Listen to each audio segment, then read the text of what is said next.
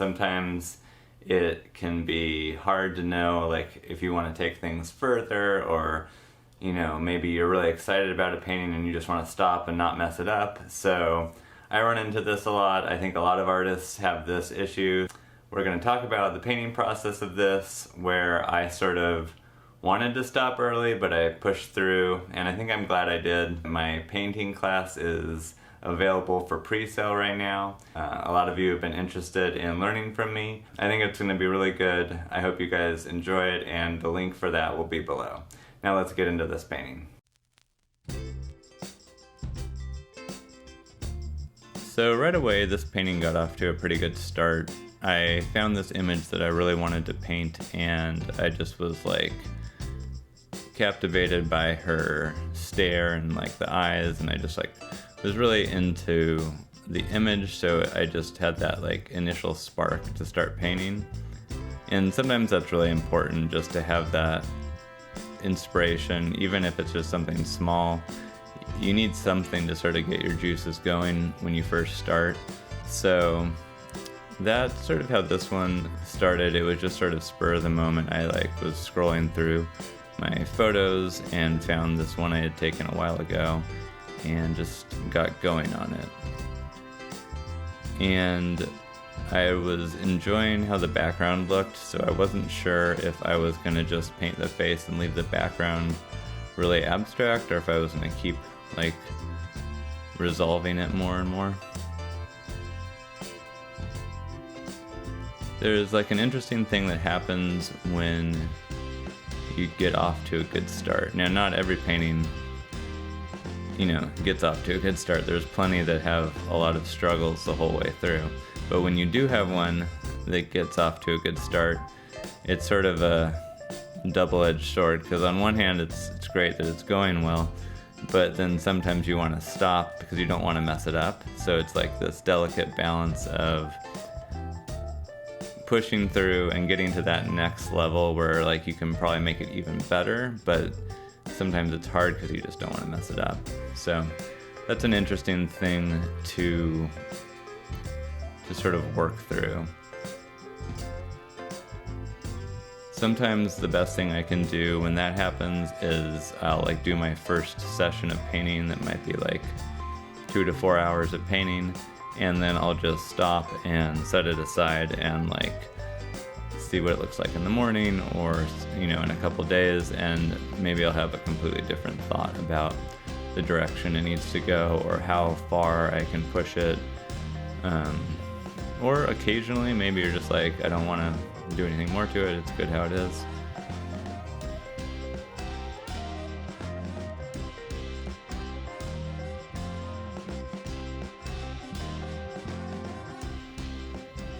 I always tell myself I do want to experiment more with leaving more and more parts of the painting like either unfinished or abstract, but it's just so hard in the moment to do that. So let me know in the comments, when you see the finished painting at the end of this video, do you think I was right to take it where I did, or do you think I should have stopped like earlier and left more of that interesting texture in the background show through?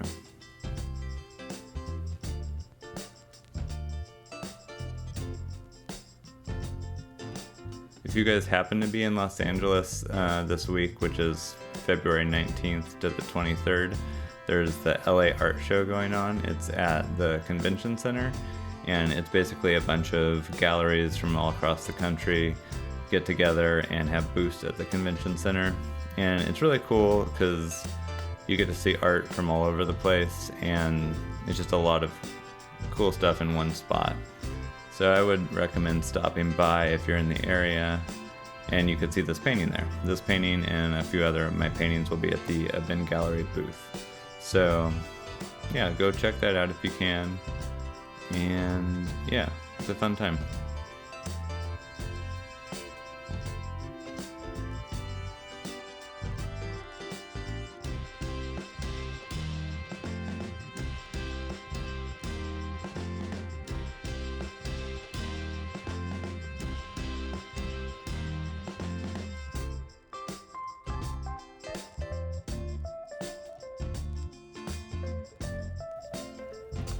So here you can see I decided to like move forward and do the hair. I think this was like the next day, and I'm still being hesitant on like not doing too much to the background because I still at this point haven't decided which direction I want to go with it.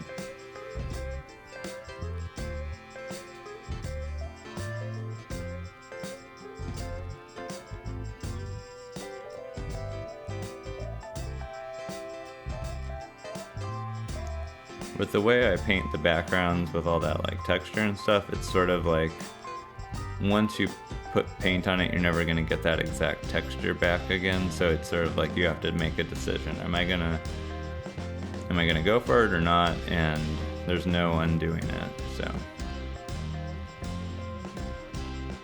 it's like sometimes I'm jealous of the people that do digital art because they can just undo stuff or like put things on different layers, and I don't have that option. But on the flip side, you get to see like remnants of the whole process, I think, in an oil painting. I think that's sort of what makes oil painting special, is seeing the bits and pieces of like the struggle that you go through to create it.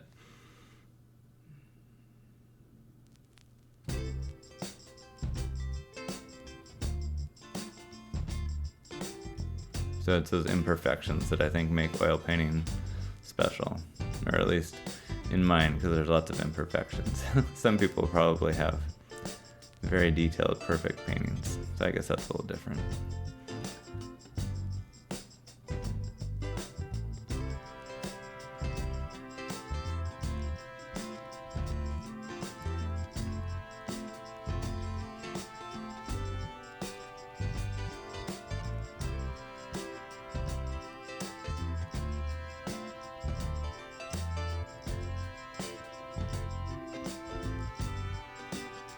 I know I've mentioned it a bunch in the last couple of videos, but I have a painting class that's available, and it'd be great if you guys could check it out and sign up.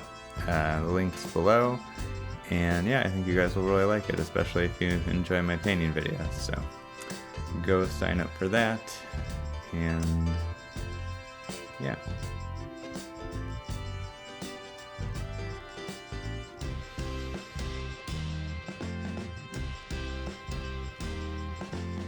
It's important for hands to really focus on the shapes and not too much on the individual fingers. You want to get that overall shapes and planes in, and then at the end, once you get all those different shapes in, you can sort of define the fingers, but try to be like subtle about it. You don't want these like really harsh like lines in between each finger. So that's my advice on hands. In general, I think they're really fun to paint.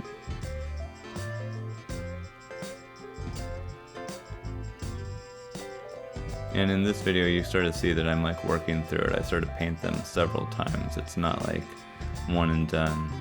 It's sort of like I block it in, make some adjustments, decide I want to change a few things, redo a couple things, but overall I'm thinking about the shapes.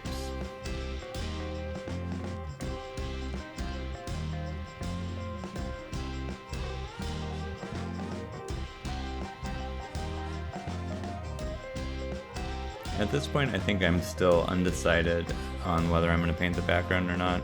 And like you can see, I didn't even paint the other side of the hair yet. So it was just, that was what my thinking process this whole time is like, how much do I want to do? And I was being a little careful, maybe too careful, not to like touch certain areas just because I wasn't sure if I wanted to keep them how they were. And that can actually like hinder you a little bit if you're trying too hard not to do something. Like you ideally aren't even thinking about that, you're just going with the flow, and if paint goes in a certain area, that's fine. So sometimes when you're trying not to do something or trying to do something specifically, it actually can make things a little bit worse. But overall, I think I'm happy with how this painting turned out. You don't really see the ending on this video, but eventually I do paint the background, and I try to keep a little bit of texture in the body and like some movement and energy going on. I'll post a picture of how the painting ends up at the end, and yeah, let me know what you guys think. And do you guys also struggle with this like idea of like how far to take things? Obviously, each artist is going to have a different version of what like taking something too far is. Some artists might paint something very, very detailed and look at my painting and think I didn't take it nearly far enough. And on the opposite end of the spectrum, you know, maybe you think I took it too far. Maybe I shouldn't have painted the background.